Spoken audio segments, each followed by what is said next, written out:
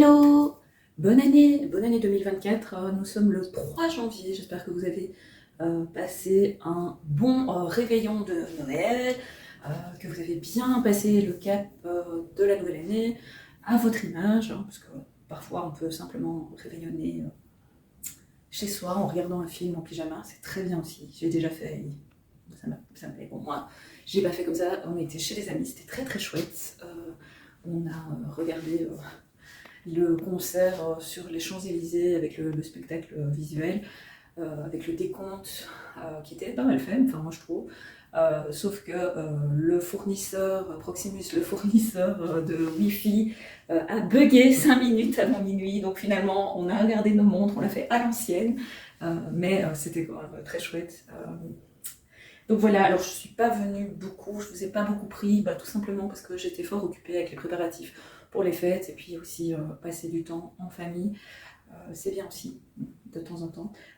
Du coup, au niveau lecture, ça n'a pas été exceptionnel non plus. J'ai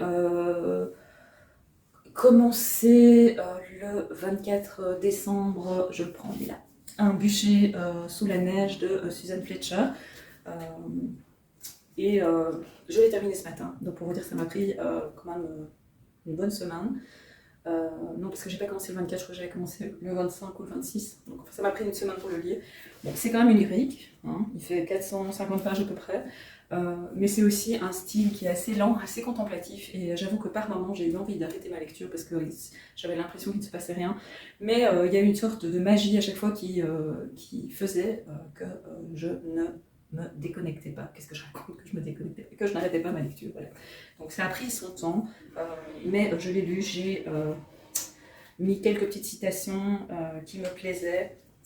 Et aussi des petits post-it, mais ça c'est plus pour la thématique, parce que cette année, dans mes objectifs de 2024, j'aimerais bien essayer, quand je lis, de mettre des petits post-it de couleur, pas pour être tendance par rapport à BookTok, ces choses-là, non, mais simplement pour quand je refais ma chronique après, il suffit que j'aille à ces pages-là, que je relis ces passages, et je sais de quelle thématique on parlait. Parce que je fais pas toujours mes chroniques, je dirais même, je fais très rarement mes chroniques juste après ma lecture, donc voilà. Donc c'est un choix stratégique de ma part. Donc voilà, terminé ce matin. Ce n'est pas un coup de cœur, loin de là, mais ce n'est pas non plus une déception. C'est un peu ces lectures qui me laissent un peu dans une sorte d'entre-deux, entre l'envie de dire ne le lis pas parce que ça vaut pas le coup, et puis de le dire, je me dis mais non Katia, tu ne peux pas dire ça parce que vous allez passer à côté de ce livre.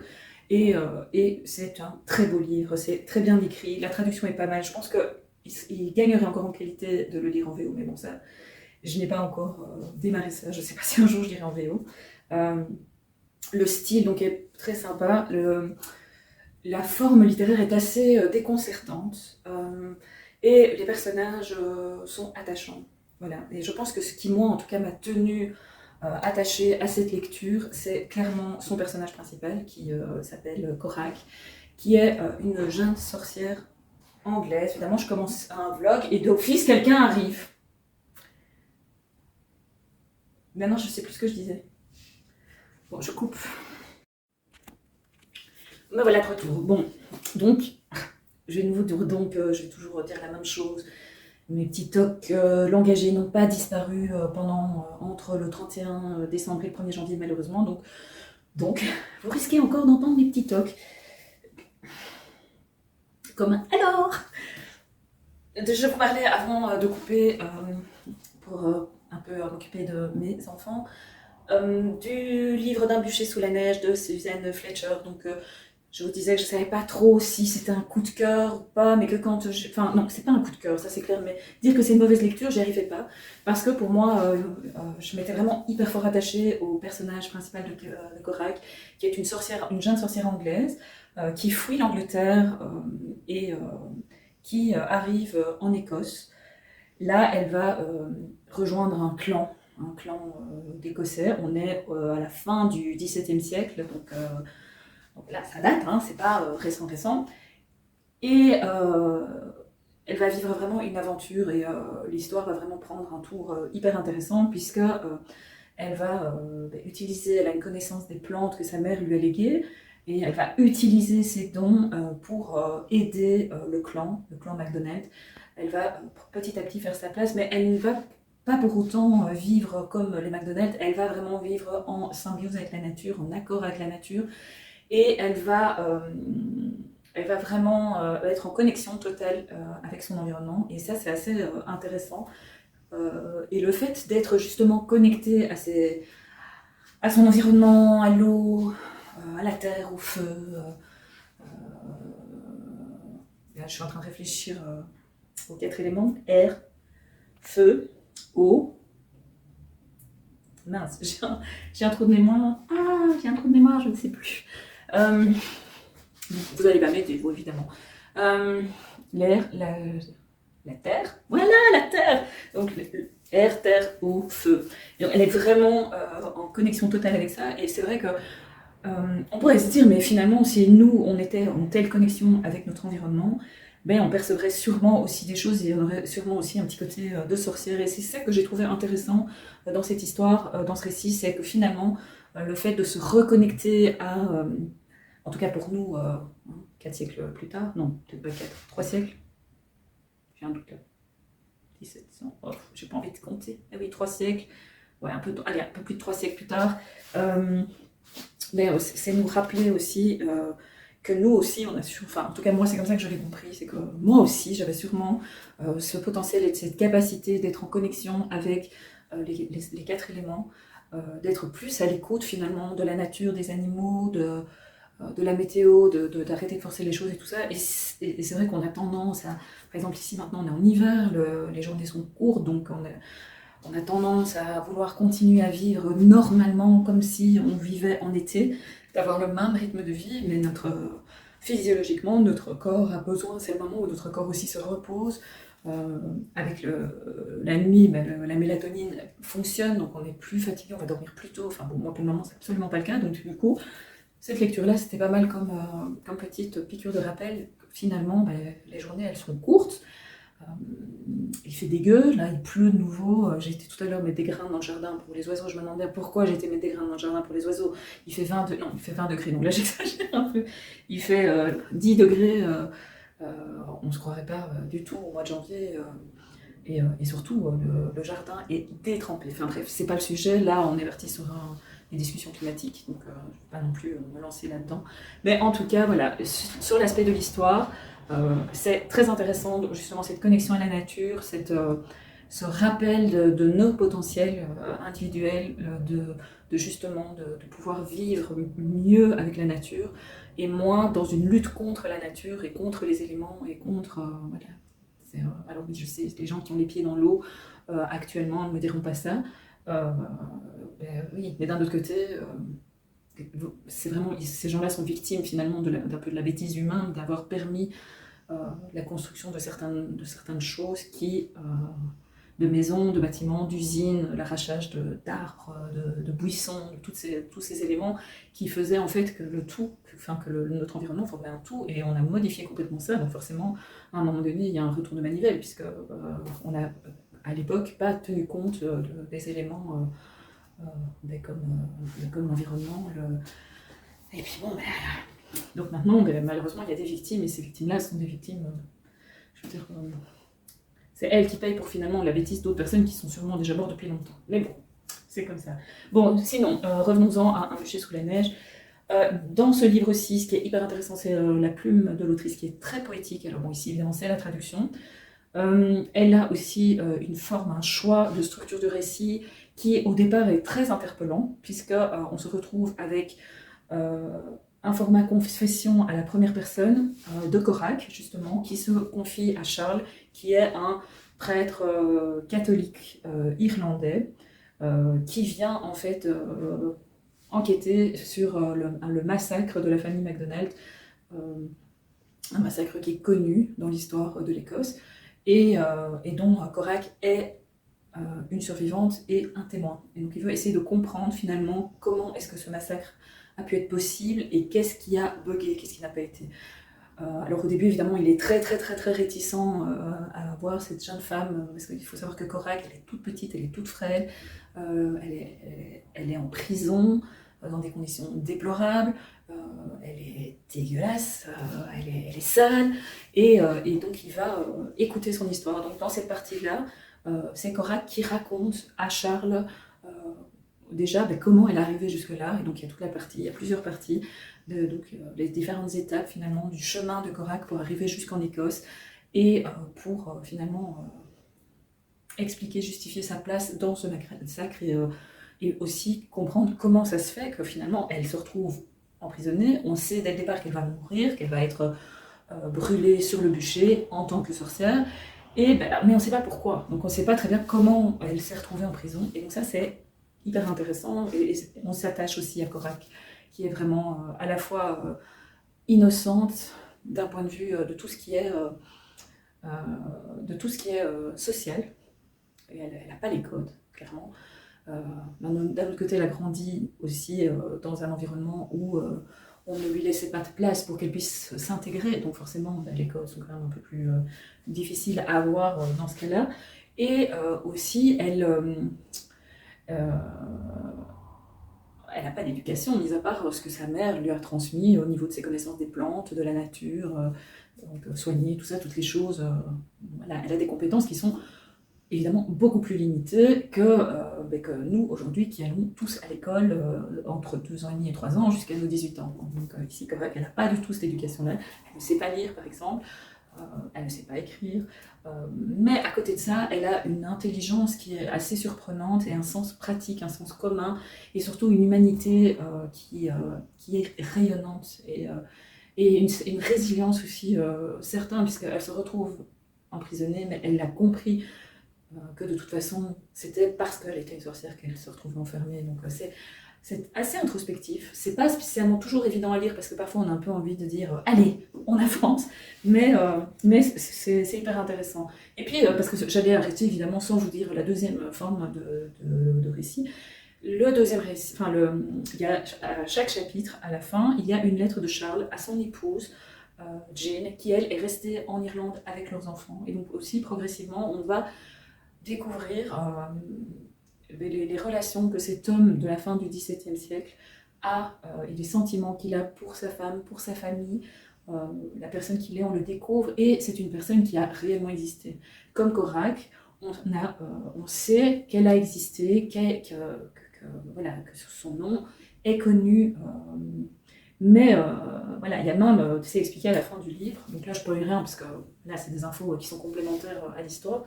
On a même retrouvé il y a quelques années un tout petit squelette qu'on a du coup qu'on lui a attribué, et son histoire est tellement connue que du coup ils l'ont en fait réenseveli, ils l'ont enterré à nouveau, et donc voilà, donc sa mémoire perdure malgré les siècles qui sont passés.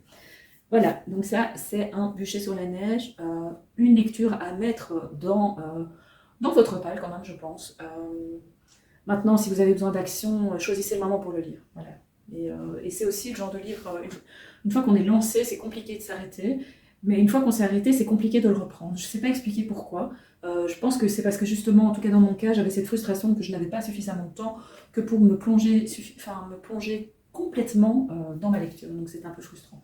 Voilà, donc ça c'est au niveau de ma lecture maintenant. Alors je reviens, je vais chercher ma nouvelle lecture. Alors sinon, comme j'ai démarré fin d'année des petites capsules, des petits templates pédagogiques avec des suggestions pédagogiques autour des albums jeunesse, il faut que j'avance dans les lectures de mes albums jeunesse, et j'ai décidé d'en lire un par jour. Alors je sais, c'est pas la première fois que je me lance ce genre de défi. J'ai du mal à le tenir parce que les journées se suivent et ne se ressemblent pas, parce que mes cheveux ça ressemble à rien. Mais j'ai donc lu... Le 1er janvier, j'ai lu Presque une histoire de loup de Marine Schneider aux éditions Pastel. C'est presque une histoire de loup, mais c'est pas vraiment une histoire de loup traditionnelle. C'est un livre qui parle très bien de la peur chez les tout petits, puisque souvent les petits ont peur du loup. Ils ont peur que c'est des peurs de l'enfance qui sont indispensables à leur développement. Et c'est aussi évidemment indispensable de jouer avec cette peur et d'apprendre à la surmonter. Puisque on sera confronté à des peurs pendant toute notre vie, et qu'on ne pourra pas à chaque fois se cacher en toute sa couette Et ici, ben, ce qui est assez mignon, c'est que on a donc une petite fille qui est, c'est l'hiver, vous voyez, et la petite fille, elle s'ennuie à la maison. Et, donc, voilà, elle s'ennuie. Et même chose, le loup, il s'ennuie aussi chez lui. Et par un concours de circonstances, bah, ils pourraient avoir la possibilité de se rencontrer. Mais le truc, c'est que la petite fille, elle a peur du loup et le loup a peur de la petite fille. Du coup, bah, le loup retrouve une écharpe, l'écharpe de la petite fille, et la petite fille envoie une lettre au loup pour lui dire où est-ce que tu es, peur, où es-tu, que fais-tu, enfin non, peur, loup, où es-tu, que fais-tu. Et finalement, elle lui envoie cette lettre, voilà, loup, y es-tu. Et elle a toujours peur, mais elle se dit, ben, voilà, moi je m'ennuie, donc ce serait chouette quand même que finalement, peut-être qu'il n'est pas si méchant que ça. Et voilà que la lettre est perdue, que le loup, ben, il a trouvé l'écharpe, il voudrait l'envoyer, il envoie un mail, mais son ordinateur explose au moment où il envoie le mail. Puis après, ben, il y a plein de neige partout, donc ils n'arrivent jamais à se rencontrer. Et ils n'arriveront jamais à se rencontrer, parce qu'ils vont devoir attendre le printemps, que les conditions soient plus clémentes. Et peut-être que là, ils pourront se retrouver. Donc voilà, c'est un petit album sympa sur je dirais aussi le fait que quand on rencontre quelqu'un, ben, on peut avoir des a priori, des idées, des idées préconçues sur la personne. Et on se rend compte que finalement, ben, quand on fait un pas vers cette personne, ben souvent on se rend compte que finalement c'était juste un a priori et que cette personne n'est absolument pas comme on pensait qu'elle était. Donc ce petit album est super sympa, je dirais à partir de 3 ans, à mon avis c'est 3-6 ans. Je n'ai pas encore regardé sur le site de l'école des loisirs, puisque Pastel c'est une collection de l'école des loisirs. Alors ma lecture d'hier, c'était comment mettre une balade dans une valise de Gouridi. Et alors je pense que je l'avais déjà lu et je l'ai relu et je trouve que cet album est vraiment fabuleux. C'est vraiment une superbe histoire d'un petit garçon qui doit partir, il doit fuir, il doit quitter sa maison, son environnement et il y a une petite carte, c'est pour ça que il doit fuir son environnement et pour cela il doit faire un voyage, voilà. Et pour cela il aimerait bien prendre avec lui sa banane, mais le problème c'est que sa banane ne rentre pas. Bon, la carte tombe bien, je la ramasserai après. Sa banane ne rentre pas dans sa valise. Donc il se dit, mais comment je vais faire? Là, il essaie, vous voyez, il essaie vraiment. C'est pas possible, il n'y arrive pas. Alors, il envisage de changer de valise, mais ça va pas non plus. Il n'y a pas de valise qui ont la taille de sa banane. Et puis, il trouve une idée. Et donc, il va, en fait, aplatir sa banane sous forme de dessin. Il va la plier et en pliant sa banane, il va réussir à l'inclure dans sa valise. Voilà, et maintenant qu'il a sa banane avec lui dans sa valise, il est prêt, comme d'autres personnes, elles ont aussi des valises avec les choses importantes pour elles dans cette valise. Et voilà, elles savent pas, et voilà, ça se termine pas pour le moment, elles savent seulement comme moi qu'il faut partir. Et voilà. Donc c'est une très belle histoire, je trouve, pour expliquer aux enfants ce que c'est le départ quand on se retrouve confronté à une obligation de quitter sa maison, de partir. Les enfants, pour le moment, voient peut-être des images à Gaza, par exemple, ou ils peuvent voir d'autres images dans d'autres pays. Parfois, c'est un tremblement de terre, ou même, ça peut être chez nous, des inondations, pas un tremblement, enfin oui, ça peut aussi arriver, mais ça fait déjà longtemps qu'on n'a plus de tremblement de terre, mais d'autres enfants comme eux peuvent être confrontés au départ. Et comment est-ce qu'on fait quand on doit partir? Qu'est-ce qui se passe finalement? Comment est-ce qu'on fait pour mettre la balade? Ça pourrait être toute son histoire, tout son passé, ses choses, ses jouets préférés, ses vêtements préférés, le doudou, les photos, enfin tout l'univers finalement est représenté par la balade. Et ce petit garçon réussit à prendre avec lui. Alors évidemment, il ne va pas, enfin moi en tout cas c'est comme ça que je le perçois, il ne prend pas réellement cette balade avec lui, il la dessine et il emporte le dessin, donc quelque part c'est déjà un souvenir en fait. Donc c'est assez, voilà, c'est un peu triste aussi, hein, mais c'est aussi une réalité et je trouve que c'est un très très bel album pour montrer une réalité. Alors évidemment, ça ne va pas plaire à tout le monde et certains diront oh, il faut protéger les enfants. Maintenant pour ça chacun son avis. Moi je ne pense pas que protéger les enfants à outrance soit une solution, et surtout quand ils ont des questions, il me semble important de leur apporter des éléments et des supports de qualité pour pouvoir passer le cap et comprendre. Donc voilà, donc ça c'est du belge aussi, c'est chez Cote Édition. Voilà, donc ça c'était ma lecture de hier. Et puis aujourd'hui, je t'ai aujourd'hui, j'ai lu Cette vie que j'aime infiniment de Capucine Lewell et de Maud Legrand, dont j'avais déjà lu un album l'an passé, que j'aime beaucoup. J'aime beaucoup Capucine Lewell, j'aime beaucoup les illustrations. Et donc c'est un petit livre théâtre paru chez Casterman. Alors il est déjà paru il y a quelques semaines, hein. Je suis toujours en retard, vous savez bien. Et donc dans ces petits tableaux, voilà, on découvre pourquoi la vie vaut la peine d'être vécue. Donc ici par exemple, pour cette page-ci, les questions des saisons. Ici, c'est la mer, l'eau, les éléments, l'élément d'eau. Ici, on est avec les arbres. Ici, il est question des animaux. L'eau sous toutes les formes, parce qu'on a eu la mer avec ce qu'il y avait sous l'eau et tout ça. Ici, c'est l'eau sous toutes ses formes. Et ici, c'est le ciel. Et donc, c'est au départ de choses concrètes. Les enfants peuvent découvrir de manière très poétique qu'est-ce qui fait qu'on aime la vie. Et c'est vrai que quand on voit le ciel, même quand il est gris, parfois il est fabuleux. Et c'est éveiller les enfants à la conscience que même quand un ciel est gris, même quand il pleut, même quand il fait dégoûtant, mais la vie est quand même précieuse. Voilà ici, je sais pas. Voilà ici par exemple on parle des saisons et on dit sur notre planète il y a plusieurs saisons, l'hiver il est dimanche sous la couette. Voilà ce que je disais tout à l'heure avec le fait de ralentir. Le printemps il est collier de pâquerettes. Que chaque saison finalement a son petit. L'été et les pieds dans le sable chaud, puis l'automne et les sauts dans les flaques d'eau. Et parmi ces 4 saisons, celle que je préfère, c'est certainement l'hiver. Car lorsqu'il fait froid, nous nous retrouvons, toi et moi, autour d'une tasse de chocolat. Alors tes petites mains se réchauffent, un peu comme mon cœur. Et ce chocolat chaud avec toi au milieu de l'hiver, il fait tout mon bonheur. Voilà. Donc, alors, on pourrait dire c'est un petit peu cucu. Moi, j'aime bien de temps en temps un petit peu de poésie. Je trouve que les illustrations sont très belles. Le fait que ce soit pop-up aussi, c'est un petit côté magique qui est très chouette.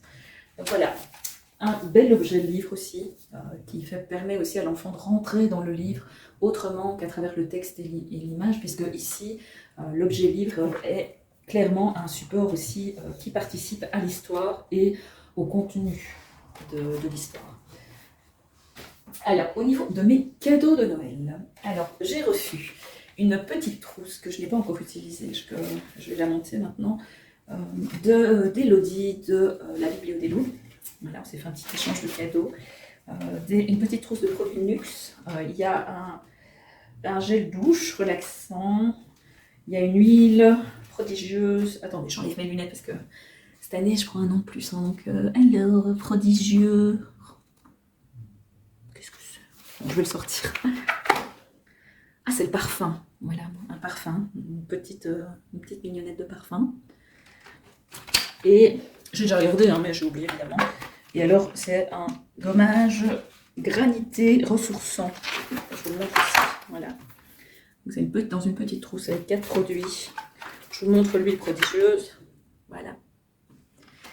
Et je vous montre la douche relaxante parfumée. Voilà. Donc ça, c'est chez Nuxe. Alors, j'ai reçu de mes enfants.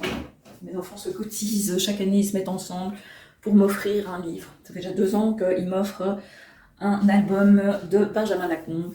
Donc voilà, j'ai reçu cette année L'enfance des méchants, des vilains et des affreux, donc de Sébastien Pérez et de Benjamin Lacombe.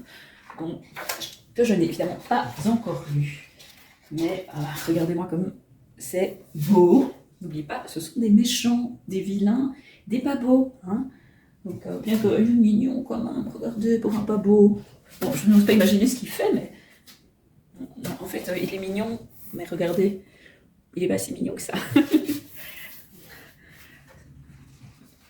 À mon avis, ça sera une de mes lectures cette semaine, mais il est assez gros, il y a quand même pas mal de textes, donc il faut que j'ai le temps de me poser plus qu'un quart d'heure, 20 minutes pour ma lecture, mais en tout cas, je suis méga contente, j'ai été gâtée. La gomme est sortie chez Margot. Voilà. Donc, merci mes loulous. De mon homme. Bon, parce qu'évidemment, mon organisation est en comme toujours. De mon homme, j'ai reçu un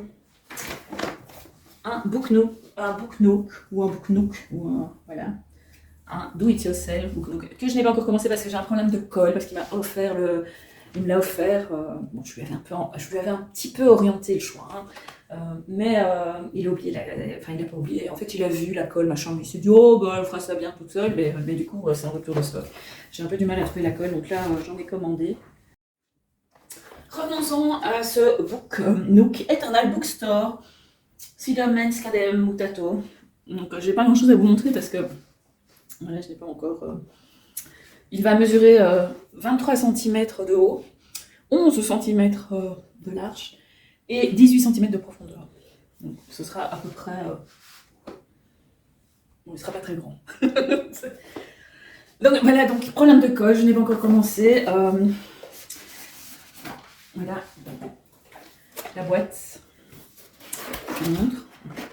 Alors, pour la petite histoire, j'ai commandé sur Amazon de la colle, mais c'est de la colle plastique. Donc du coup, elle est pas bonne, donc je suis là avec une colle dont je ne sais absolument rien faire, puisque en fait cette colle ne colle que du plastique avec du plastique. Bon, peut-être qu'un jour j'aurai besoin de recoller un truc de plastique, donc voilà, je pourrais utiliser ça. En attendant, ça c'est un autre bricolage que j'ai fait pendant les vacances, que je n'ai pas encore tout à fait fini, donc vous voyez, j'ai déjà des petits cadres. Et j'ai acheté de la colle, j'ai été chez Club chercher de la bête colle quand même pour coller, mais Lucie, on a été chez Action hier et j'ai... Attendez, je remets... C'est vraiment passionnant hein, avec moi. Après, je m'étonne que tout le monde s'en va. Et donc, on a été chez Action hier et je suis tombée sur ceci. Et donc, évidemment, c'est pas du tout le même prix, hein, parce que ça, c'est 9,95€ à peu près. Je pense que celui que mon homme m'a offert, c'est dans les 50€. Donc, voilà, c'est pas le même budget. D'ailleurs, vous voyez bien, c'est pas non plus la même épaisseur. Les dimensions sont pas très éloignées. Hein. C'est 23, donc c'est la même taille en hauteur, 17,4 de profondeur, donc c'est quasi la même chose pour la hauteur et la profondeur, mais par contre, il est un peu plus petit, il fait 8,3 cm de largeur. Et je crois quand même que c'est un petit peu moins bien fini. Enfin, en tout cas, c'est l'impression que j'ai. Maintenant, je ne l'ai pas commencé, mais quand Lucie a vu que je l'avais pris, elle a évidemment été en chercher un dans le rayon aussi. Et hier, elle a commencé à fabriquer son book. Donc, je pense qu'elle aura fini avant moi. Et elle m'a dit, maman, il faudrait que tu rachètes de la colle. Mais oui, ma chérie, c'était prévu, parce que là, moi, je ne sais rien faire dans ma propre création, parce que tu m'as piqué ma colle. Voilà. Donc, je lui ai demandé de la redescendre, mais elle n'est pas redescendue. Donc voilà, ici je ne l'ai même pas encore ouvert, je le laisserai un peu plus tard.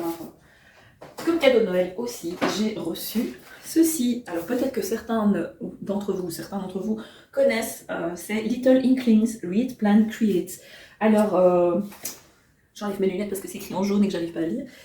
Horizontal Weekly Layout, voilà. Si vous parlez anglais, que vous avez compris mon accent de derrière les fagots, vous saurez ce qu'il y a. Alors... 2024, 2024 is fully booked.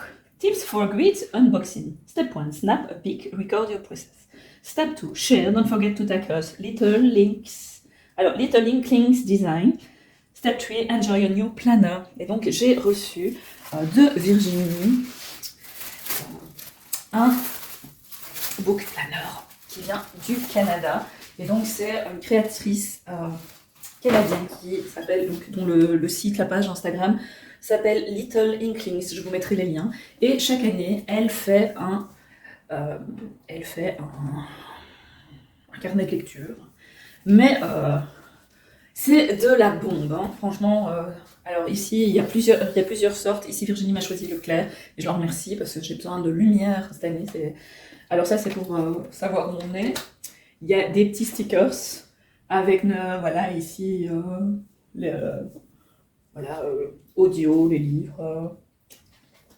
Là, j'ai déjà complété mes données. Alors, je ne vais pas vous montrer toutes les pages parce que, voilà, calendrier, les dates importantes, les infos importantes. Par exemple, ce que je trouve sympa ici, c'est qu'il y a des formules de conversion pour savoir quel pourcentage du livre on a lu, quand on lit un audio, à quoi ça correspond dans le livre. Voilà, donc il y a un calcul. Je ne savais même pas que ça existait, moi, donc c'est vraiment la découverte.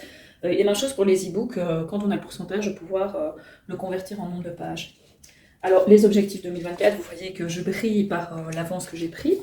Reading checklist, ben ça c'est pour mettre les livres de sa palle. Alors, elle est prévoyante, hein. J'essaie de vous le montrer, elle est prévoyante, puisqu'il y a quand même plusieurs pages. Maintenant, je ne crois pas que je pourrais mettre toute ma palle. Ici, je pense que je vais mettre les livres que je lis au fur et à mesure, et remplir en fait avec mes lectures. Je vais un peu bouger avec la caméra, comme ça vous voyez mieux. Voilà. Ici, c'est pour les sagas. Voilà. Avec les séries, pour savoir où est-ce qu'on en est dans ces sagas. Les films, Movie Tracker. Les séries TV, les shows TV. Oui, les séries. Alors ici, c'est des citations, quotes. Il y a aussi plusieurs pages pour noter des citations. Sa wishlist. Là, si on en a une. Les lectures 5 étoiles. Attends, parce que c'est pas si simple. Je suis désolée de vous laisser avec mon double menton. Voilà, ici c'est pour les lectures 5 étoiles de 2024. Et donc là, en fait, on peut soit mettre le titre, soit coller. C'est en fait ouvert à la créativité. Alors ici, c'est un challenge de A à Z pour noter les titres au fur et à mesure de nos lectures.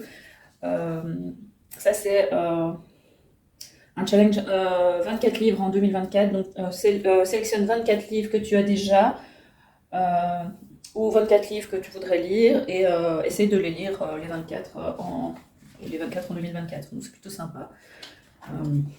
Bon, maintenant, je manque pas de lecture. Maintenant, ça peut être sympa justement pour un peu vider ma palle. Alors ici, c'est un Folly Book avec des... Voilà, par exemple ici, un gagnant d'un prix 2023, un book set dans ton pays, un livre avec un auteur indigène, un livre sur le sport, voilà. Ici, c'est sur un challenge sur la couverture.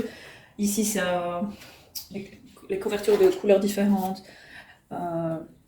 Alors là, c'est en fonction des genres, de lire un livre de chaque genre.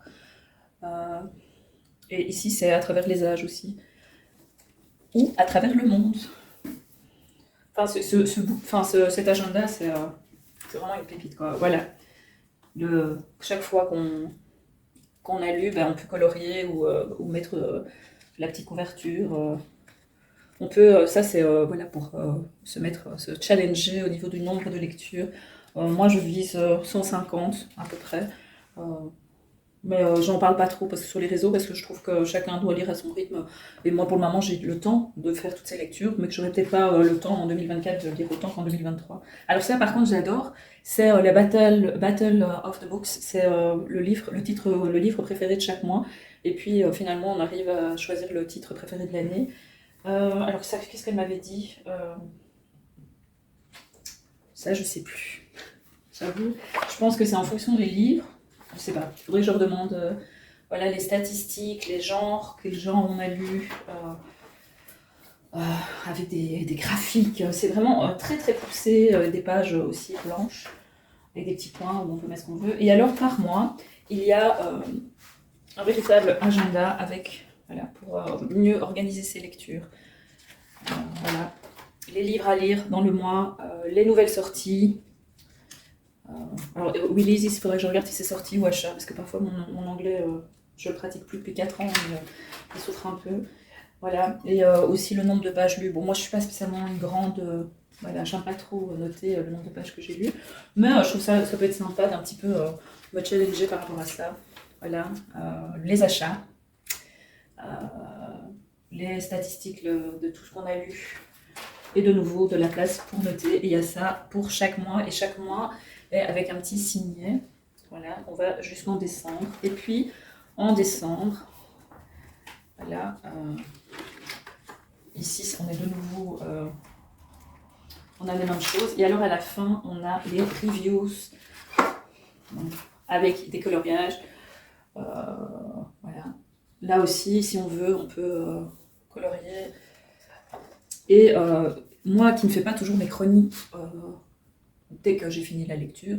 Je trouve ça sympa, ces reviews, parce que ça va me permettre de mettre les mots-clés, et ça rejoint ce que je vous ai montré dans Un bûcher sous la neige avec mes petits post-it. C'est en fait de faire un petit bilan de ce que j'ai lu, de noter mes ressentis en quelques mots, vraiment utiliser des mots-clés pour pouvoir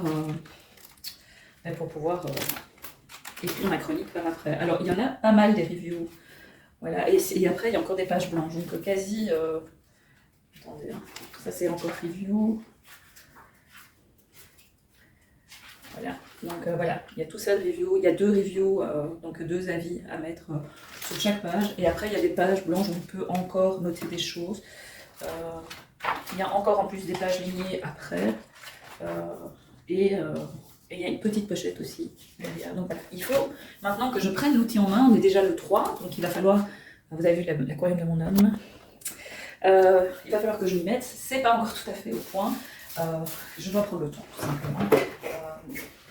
Mais bon, une chose à la fois, hein. Pas de pression, de toute façon. Voilà. Je sais qu'il y a moyen de choisir la manière dont c'est relié. Moi j'aime beaucoup avec les anneaux. Je pense qu'il va rester à la maison, je pense pas que c'est le livre, l'agenda que je vais trimballer partout, sauf vraiment cas exceptionnel. Et en tout cas c'est un super beau cadeau. Alors je sais que chaque année quand la jeune femme qui fait ça met en ligne la vente, en fait, c'est quasi sold out directement. Et donc je sais que Virginie, elle en a acheté un pour elle, mais elle était au taquet. Donc je vous invite à suivre. Je vous mettrai le lien en dessous, hein, là. Comme ça, vous pouvez découvrir et peut-être tenter votre chance l'année prochaine pour vous offrir ce superbe carnet de lecture. Je vais essayer de vous en reparler, de faire un petit suivi au niveau de ce carnet de lecture. Finalement, est-ce que je l'utilise ou je l'utilise pas, enfin voilà. Alors, au niveau des lectures, je papote, mais... donc ça, je vous en ai déjà parlé. Au niveau de l'audio, j'ai lu Une vie en fuite. C'est le même auteur que Le garçon au pyjama rayé. Je l'ai écoulu grâce à Audiolib. C'était vraiment très très bien, j'ai passé un bon moment de lecture. Ça se passe juste, en fait... l'histoire commence après la fin de la Seconde Guerre mondiale, et c'est sur 40-50 ans après. Et on y retrouve un des personnages du garçon au pyjama rayé, mais ça moi je ne le savais pas parce que j'ai pas lu c'est John Boy je crois, le nom de... Enfin je vous mettrai aussi l'info en dessous.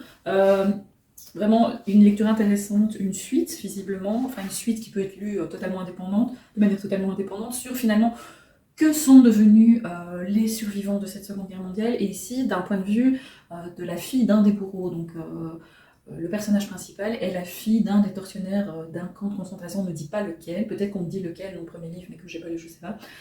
Et c'était vraiment très très intéressant. Comme d'habitude, la qualité de l'audio était vraiment top. Je me suis vraiment laissée bercer, oui, parce que finalement les atrocités ont déjà été commises.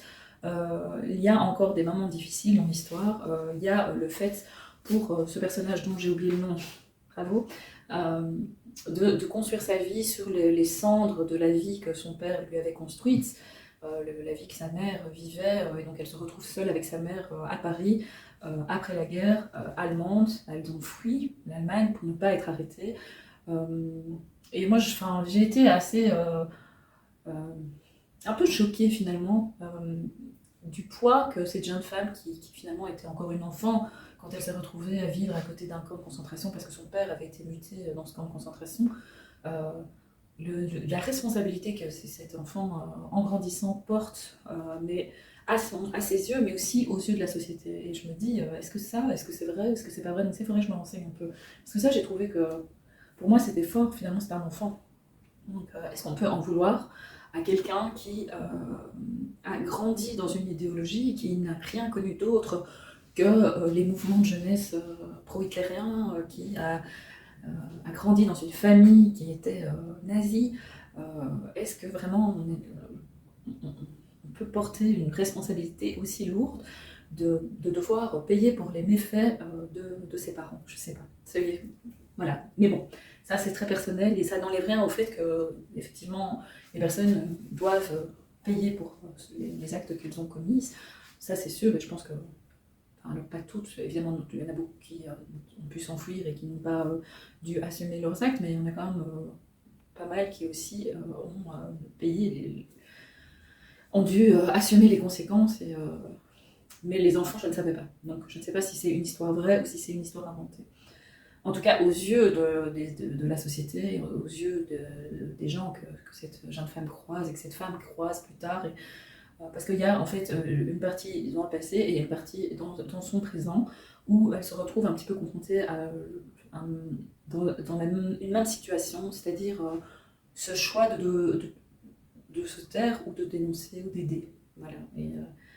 Et j'en dirai pas plus parce que je ne veux pas vous spoiler, mais en tout cas, c'est vraiment assez intéressant.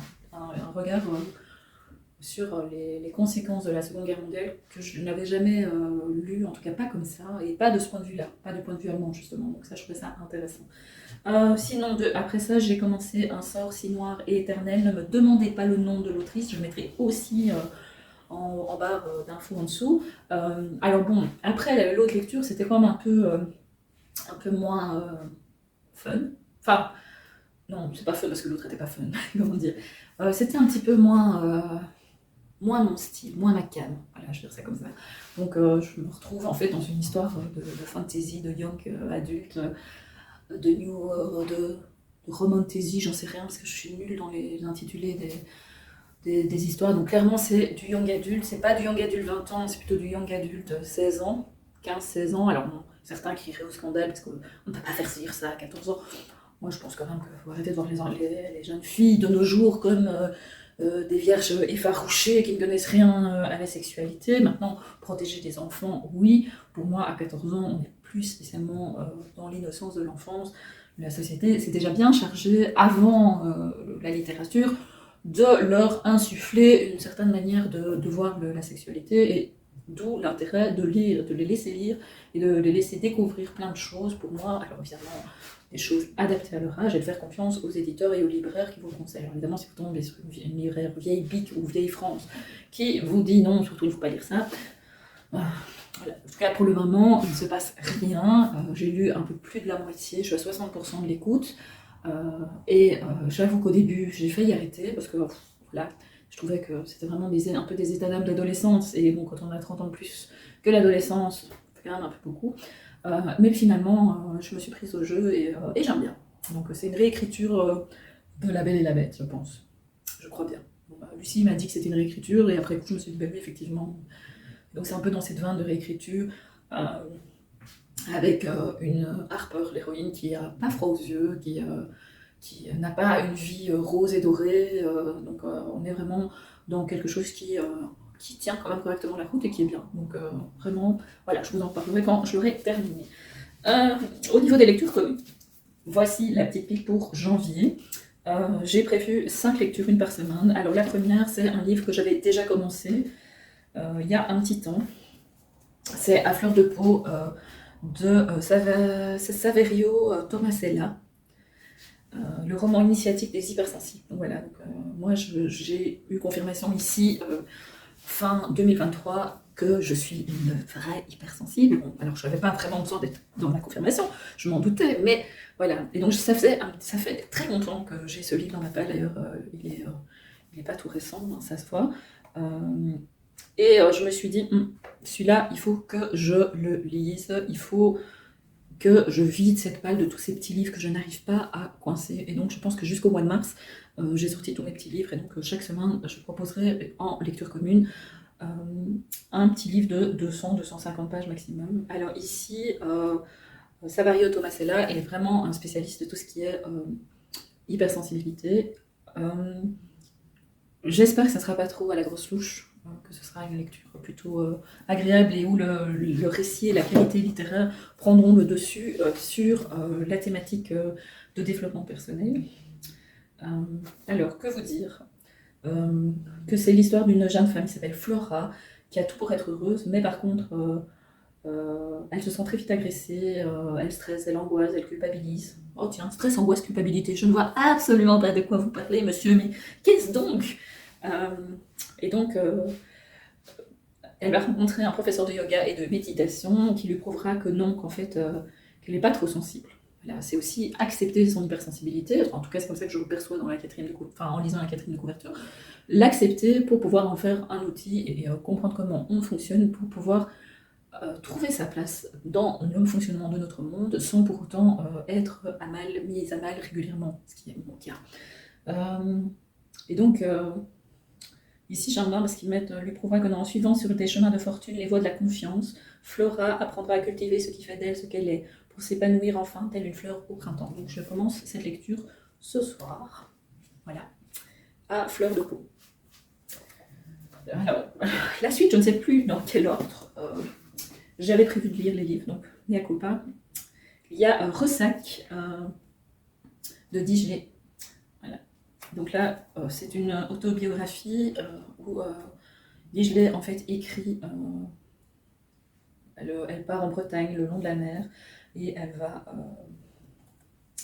produire ce roman. Bon, désolée, donc Digelet, c'est une illustratrice, autrice de bande dessinée et romancière française. Moi, personnellement, je ne l'ai jamais lu. Maintenant, je connais par exemple Le Soleil et le Feu, j'ai déjà vu pas mal passer, j'ai pas mal entendu parler. Et donc, Maureen Wingrove décide de s'éloigner du monde et des réseaux sociaux pour tenter de se retrouver. Direction la Bretagne pour une semaine de retraite dans une abbaye battue par les embruns. Une semaine dense, intense, une semaine assaillie par des vagues de souvenirs, par des émotions, par des portraits de femmes, par des rencontres insolites et inoubliables. Une semaine face à elle-même en quête de sérénité. Ressac est le journal de cette parenthèse. Voilà, donc si vous avez envie de me rejoindre pour cette lecture, c'est sur lecturecommune.fr, il y a l'application. Je laisse mes lunettes enlevées, désolée si j'ai une tête un peu bizarre, mais... Alors, il y aura aussi comme lecture en janvier Tenir sa langue de Paulina Panasenko, dont on a beaucoup parlé à la rentrée littéraire 2022. Ce roman a reçu le prix Femina des lycéens, donc c'est quand même une bonne lecture, je pense. Alors... Augustin Trapenard en a dit une entrée fracassante en littérature, donc, puisque c'est un premier roman. Et donc c'est l'histoire de Paulina qui est née en URSS, en Russie, la Russie actuelle, mais avant c'était l'URSS, l'Union soviétique. Et quand elle arrive en France, Paulina, on lui change son nom, elle devient Pauline. Et elle se retrouve en fait écartelée entre la culture de son pays d'origine et la culture du pays d'accueil dans lequel elle arrive et qu'elle doit absolument intégrer, qu'elle doit intégrer pour pouvoir vivre le plus normalement possible. Et donc je trouve que en tout cas, ce livre me paraît être une bonne manière de découvrir comment est-ce qu'on se sent quand on arrive dans un pays. Ça rejoint un petit peu mon petit album jeunesse. Comment ma balade va rentrer dans ma valise là. Ça rejoint un peu ça. Finalement, cette balade, c'est aussi cette ambiguïté, cette ambivalence de devoir choisir non-stop entre l'un et l'autre. Il y a en janvier aussi Ce qu'il faut de nuit de Laurent Petit-Manguin, qui est aussi depuis très longtemps dans ma palle, puisque je l'ai acheté en 2022. Nous sommes en 2024. Je n'ai plus le ticket de caisse, mais là, ça, je crois que c'est le plus court, il fait même pas 150 pages. Et ici, on va retrouver un papa qui élève seul ses deux fils. Donc c'est l'histoire d'amour de ce père pour ses enfants, des années qui passent, des enfants qui grandissent.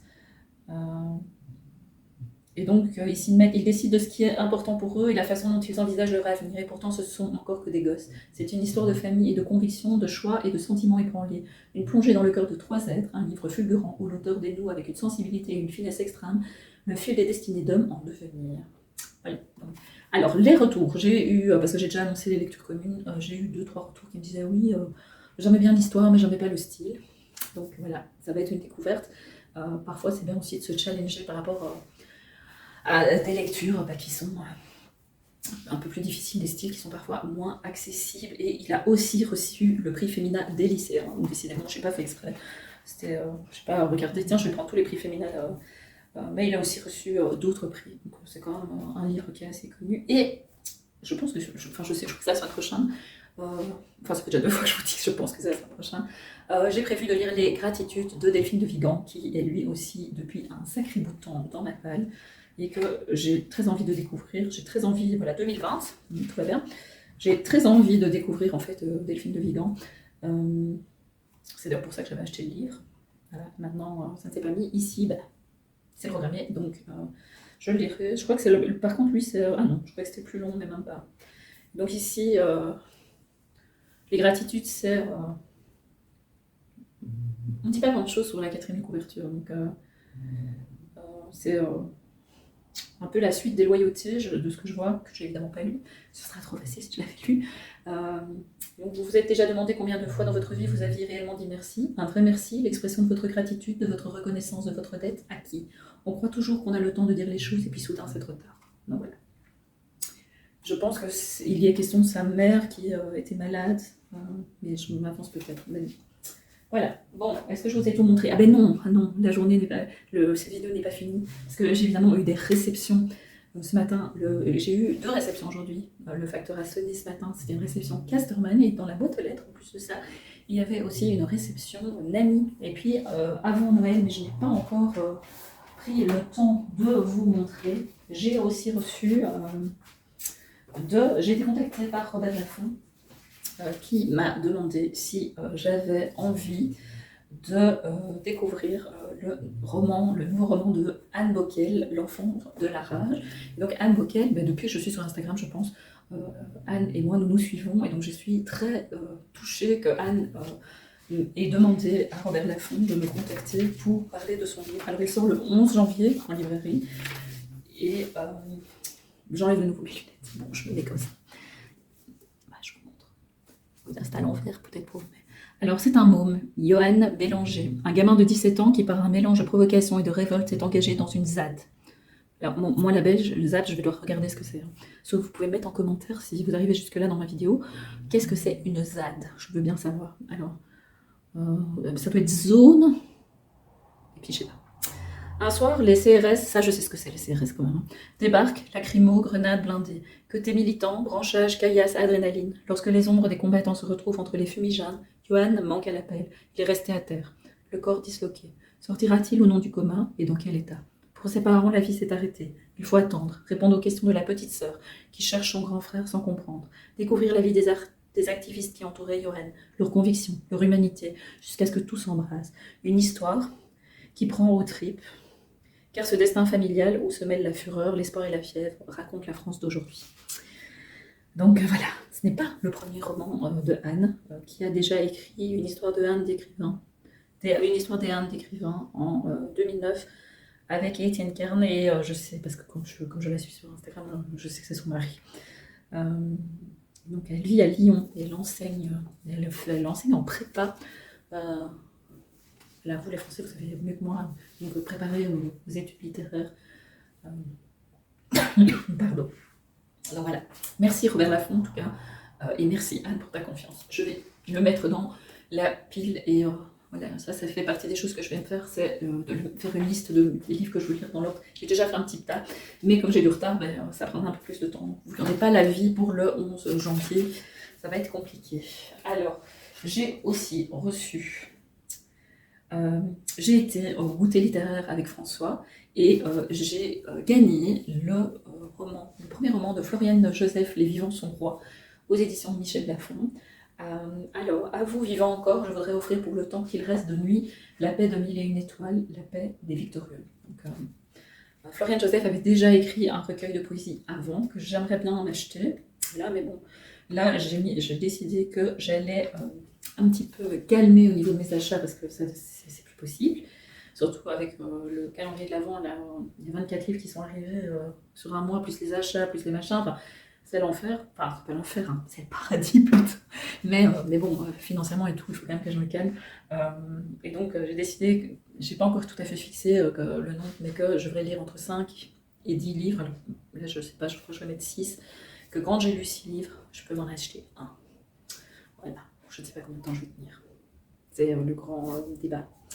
Alors, donc de quoi parle ce livre? Donc, de 6 amis d'enfance se retrouvent le temps d'une soirée. Il y a Joris, Katia, et ce n'est pas moi, Mathieu, Lynn, Calypso et Hector, et ils ne se sont pas revus depuis la tragédie. Alors, tragédie avec un T majuscule, vraiment pour bien marquer que l'événement est conséquent et les a marqués. Mais cette nuit, à l'aube de tous les possibles, ils décident de tout oublier. Passé, remords, regrets, absence, et de laisser l'ivresse les emporter, leurs liens se révéler, se nouer ou se défaire comme un adieu à l'enfance qui déjà s'enfuit. Car ceux qui sont bel et bien là ont le devoir de régner sur la vie en croix. Et je ne sais pas quoi vous dire de plus. C'est assez mystérieux. La couverture est assez mystérieuse aussi. Visiblement, tout va se passer sur la nuit. En tout cas, c'est ce que la couverture me laisse croire. Je ne sais pas Mais en tout cas, les vivants sont rois, donc la tragédie a dû certainement créer la mort de l'un d'entre eux, et ils se retrouvent, et sans doute que leurs ressentis, leurs émotions vont être mises à nu. Mais je n'en sais pas plus, donc quand je lirai, je vous en parlerai, bien entendu. Donc merci à Floriane et surtout à Michel Lafon d'avoir offert plusieurs exemplaires. Il y avait 3 exemplaires de ce livre-ci et 3 recueils de poésie. Il fallait choisir entre les deux. Et comme il y avait en fait Katia dans celui-là, voilà, mon ego a parlé à ma place. J'ai reçu aujourd'hui de chez Nami L'étonnant voyage du garçon qui parlait aux girafes de Linda Rutledge. Oui, la prononciation, je m'en excuse. Alors, j'ai lu, je l'ai déjà lu, sous un autre nom, le titre était différent, parce que le titre, on va dire que ce roman est un très très beau roman. C'est un roman initiatique, c'est un roman sur le voyage, c'est un parcours pour amener en fait des girafes. On est en 1938. Oui, c'est ça. Il y a le jeune Woody qui survit à il y a eu un grand ouragan sur la Nouvelle-Angleterre. Et Woody survit, et il survit, et il se lie d'amitié avec ces 2 girafes là qui sont là. Et ces 2 girafes, elles sont à bord d'un bateau. C'est pas prévu qu'elles soient là en fait, mais une fois qu'elles sont là, il est prévu de les amener de l'autre côté de l'Amérique, puisque la Nouvelle-Angleterre c'est plutôt du côté New York, la côte est. Il est prévu de les amener sur la côte ouest. À San Francisco, si mes souvenirs sont bons, une ville qui, en 1938, n'a rien à voir avec ce qu'elle est actuellement. Et Woody va donc aider un conservateur du zoo, ou en tout cas la personne que le zoo de San Francisco mandate, à faire traverser le pays et à amener les animaux sains et saufs de l'autre côté du pays. Donc c'est vraiment assez surprenant comme lecture. C'est parfois un peu lent, mais il y a une grande générosité, une grande... Alors tout d'un coup, oh, il y a mon avis dedans. Tout d'un coup, je me dis, mais en fait, il y a mon avis dedans. Alors je vous oh, il y a mon avis dedans. Donc, je suis un peu folle là. Alors, je me suis prise d'affection pour Woody et pour ses girafes. J'ai trouvé fabuleuse l'éclosion de l'homme derrière le gamin blessé. Voilà. Ça, c'est mon avis. C'est la première fois que j'ai mon avis dans un livre. Hein. Je ne sais pas si vous imaginez. C'est quand même assez... Et donc, ce livre est surprenant. Il n'a pas spécialement fait l'unanimité auprès des lectrices Nami. Il y en a qui n'ont pas aimé parce que c'est vraiment très long. C'est assez différent des autres lectures qu'on a eues. Mais je trouve que, parce que par moments, je me suis dit, mais finalement, qu'est-ce qui est intime, parce que Nami, c'est vraiment la littérature de l'intime, des sentiments, les émotions, les gens, et justement, en fait, cette relation entre Woody et ses girafes, le fait que pour lui, ça devient un but ultime d'amener ces animaux là-bas, il n'a rien à perdre, il a déjà tout perdu. C'est vraiment très beau. Et donc, je vous le conseille. Voilà. Évidemment, c'est un petit peu comme Un bûcher sous la neige, c'est plus contemplatif, c'est plus long. Alors, vous voyez, un ami aussi gros, c'est pas tous les jours. Alors, je ne sais pas exactement quand il sort. Si on l'a reçu, c'est qu'il doit sortir, ou qu'il est déjà même sorti, hein, parce que c'est possible, je vois janvier. Donc ça veut dire que je vais faire mes photos et que je vais poster mon avis dans les prochains jours. Il y a des petites notes historiques. Donc, là, par exemple, Tatiana de Being Somewhere nous dit un roman qui nous chamboule jusqu'à la dernière page, ou Sarah, des lectures de Sarah, un voyage magnifique à travers les États-Unis des années 30, où l'amour des animaux sublime le périple de ce trio improbable. Ce récit avec les girafes est incroyable, l'amour que l'autrice porte aux animaux est palpable. Ça, c'est Johanna de Johanna in Books Wonderland. Alors, le lecteur peut presque sentir le tangage du véhicule et le souffle des girafes. L'autrice réussit à insuffler une magie particulière à cette itinérance, transformant un simple déplacement en une odyssée poignante. Ça, c'est de Marie Livresque. Et puis on a Stéphanie d'une Souris et des livres qui nous dit une célébration de la vie, de l'amour et de la persévérance, le tout enveloppé dans une aventure épique et une saga historique. Puis on a le dernier petit extrait de chronique de Lucie, d'Entre les lignes de Lucie, un roman passionnant, inspiré de l'incroyable histoire vraie de 2 girafes qui ont conquis le cœur de l'Amérique. Donc voilà, je vous en reparlerai très vite, puisque là ma chronique est prête, j'attendais juste le livre, puisque je l'ai lu en e-book. Donc une sortie un petit peu différente pour Naomi, je trouve, mais qui vraiment est porteuse de belles valeurs, oui, d'un passé qui est méconnu finalement sur la construction de l'Amérique, sur le fonctionnement de l'Amérique, parce que là on se retrouve dans l'Amérique profonde, hein, on n'imagine pas, en lisant parfois on se dit mais où est-ce que je suis là, quoi, c'est pas possible. Mais à mettre sur sa wishlist. Bon, avec moi je vous fais tout mettre sur votre wishlist, donc non, c'est pas vrai, quand j'aime pas, je le dis aussi, mais c'est pas souvent que j'aime pas de chance. Alors, chez Castoman, j'ai reçu 3 petites choses. Alors, je suis super contente parce que j'ai reçu le nouveau tome de Mira, Mon père est-il mon père? Alors, j'ai démarré cette petite série. Voilà, elle sort aujourd'hui. Donc, cette série chez Castoman d'un couple danois. Je pense que c'est danois, de Sabine Lemire et de Rasmus Bregnau. Désolée, je ne parle pas danois couramment. Et c'est sous le format BD. Ils ont en fait créé le personnage de Mira et il arrive des aventures à Mira, mais des aventures vraiment propres aux enfants de 9-12 ans, je dirais. Et surtout, bon, évidemment, si on parle de genre, moi je dirais fille, maintenant, mais les enfants diraient mais maman, on n'est plus à l'époque des genres. Voilà. Alors, c'est pas une histoire spécialement continue, ce sont des petits moments de vie. Et donc Mira en fait vivait seule avec sa maman et puis sa maman a rencontré un amoureux, donc le précédent, elle déménageait, elle allait vivre sur une péniche et maintenant elle a demandé pour retrouver son père, il rencontrait son père, mais maintenant elle se demande est-ce que son père est vraiment son père. Je vous en parle aussi très très vite. J'ai reçu également Repère 3, 2000 dessins essentiels pour comprendre le monde. Alors c'est le tome 3, quand je l'ai demandé, j'avais pas remarqué que c'était le 3. Ça me semblait hyper intéressant. Enfin, et en plus, je me dis, est-ce que je l'ai demandé ou pas? En fait, j'en sais rien. Mais en tout cas, je suis hyper contente de l'avoir reçu parce que c'est vraiment le genre de bouquin que j'aime bien. Maintenant, c'est pas le genre de bouquin que j'arrive à lire à la traite. Vous voyez, un peu de lire de manière classique. Donc, je serais plus du genre à ouvrir. Et ici, par exemple, il est question de Lewis Carroll, De notre côté du miroir. Donc, le number 1 des libraires, le 19 octobre.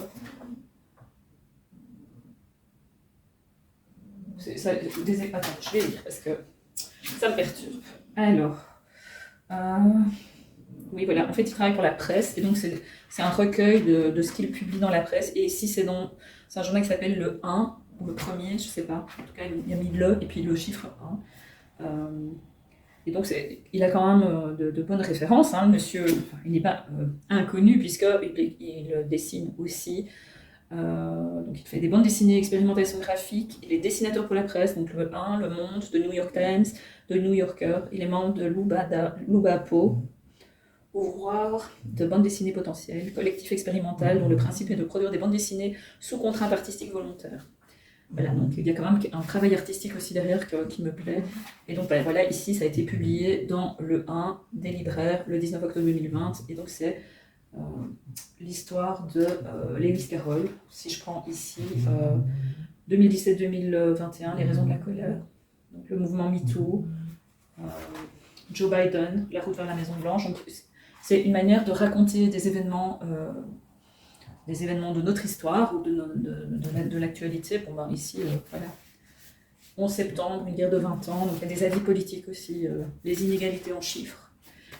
Donc je pense que perso, c'est pas spécialement un siècle d'inflation, donc c'est un livre qui va nous permettre de comprendre plein de choses, et j'aime beaucoup l'idée. Maintenant, lire page après page, voilà, peut-être pas. Je pense que je le lirai en plusieurs fois, je vais voir si je rentre dedans. C'est le 3e tome, donc il y a déjà eu 2 autres. Bon, par contre, le document de presse est tombé par terre, je le ramasse, je reviens.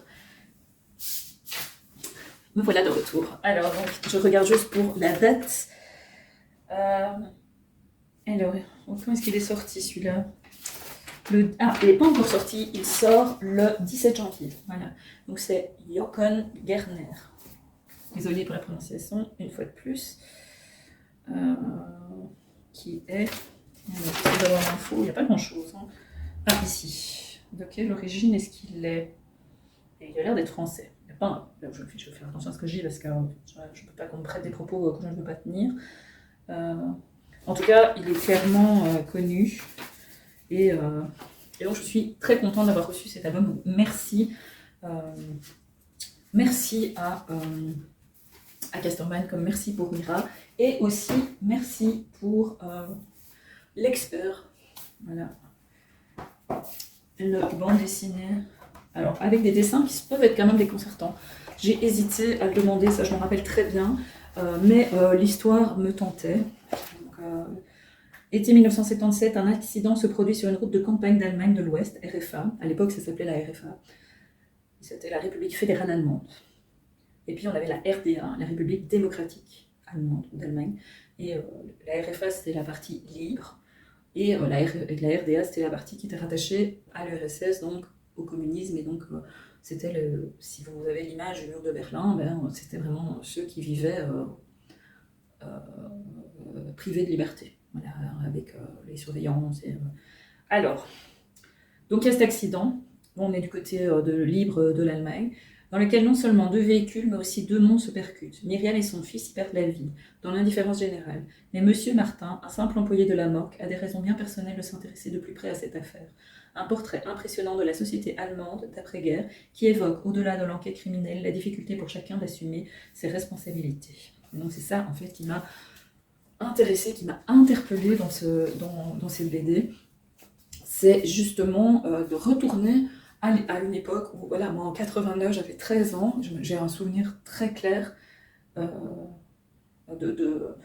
là ça se passe en 77, hein, c'est pas en 89, mais j'ai un souvenir très très clair de cette époque, de la chute du mur. Je me rappelle qu'on avait travaillé en anglais la chanson de Scorpions, Winds of Change, Wind of Change ou un truc comme ça. Qui reste une de mes chansons préférées, et je trouvais que cette période était tellement pleine d'espoir et de positif et de changement, en fait, cette idée de changement, c'était tellement... ça faisait du bien, en fait. En tout cas, moi, ça faisait du bien. Quand j'ai à 13-14 ans, je pense qu'on est content de vivre ce genre de choses. Bon, maintenant, 30 ans plus tard, tout n'est pas encore au point. Alors, il est... dessiné et scénarisé par Jennifer Daniel. Alors Jennifer Daniel, je regarde un petit peu les petites infos. On a eu pas mal d'infos ici. Elle est allemande. Elle est née en 86, donc elle est née juste avant la chute du mur. Et c'est pas son premier essai, visiblement. Elle a déjà reçu pas mal de prix. En tout cas, c'est un sujet, moi, qui me plaît et qui me tente. Voilà. Alors, j'ai beaucoup parlé. C'est vrai que je vous avais pas plus pris depuis un petit temps. Je vais essayer de reprendre un format vlog à partir de la semaine prochaine, quand tout le monde, ou presque, déjà la semaine prochaine, Martin et Lucie ne seront pas à la maison, ils sont chez leur papa, donc du coup, logiquement, je devrais être un petit peu plus seule à la maison, parce que là, ça fait 3 semaines qu'il y a non-stop quelqu'un à la maison, et je n'aime pas filmer quand il y a quelqu'un à la maison. Voilà, alors, je voulais aussi remercier Madame Chachali, parce que grâce à elle, j'ai recommencé la broderie. Voilà, bon, c'est pas au point, surtout ces petits points-là, hein. C'est hyper compliqué ces trucs. J'avais plus brodé du coup des années, donc voilà, je me suis laissée et tentée. J'ai acheté il y a 2-3 semaines. Bon, le seul truc, c'est que j'ai acheté sur le grand méchant, parce que je voulais que ça aille vite et que je voulais l'avoir et puis pas trop payer trop cher, parce que je savais pas si j'allais aimer ou pas. Et je trouve que la qualité du fil est vraiment pas top. Voilà. Donc, et même l'arceau pour faire tenir la toile et tout ça, bon, c'est pas exceptionnel, mais bon. J'ai déjà racheté vers chez Action des petits ciseaux, et les petits ciseaux de chez Action sont de meilleure qualité que les ciseaux qui sont fournis, qui sont là et qui coupent du beurre en été. Voilà. Et donc, si vous faites de la broderie, vous pouvez me le dire, ça serait sympa de voir qui comme moi brode. Voilà. Bon, là je suis en train de broder, mais pas de la même manière. Je pense que je vais faire un vlog qui va durer, un blabla vlog qui portera bien son nom sur le blabla. Je vous fais plein de gros bisous et je vous dis à la prochaine fois. Et bonne lecture à vous. Ciao!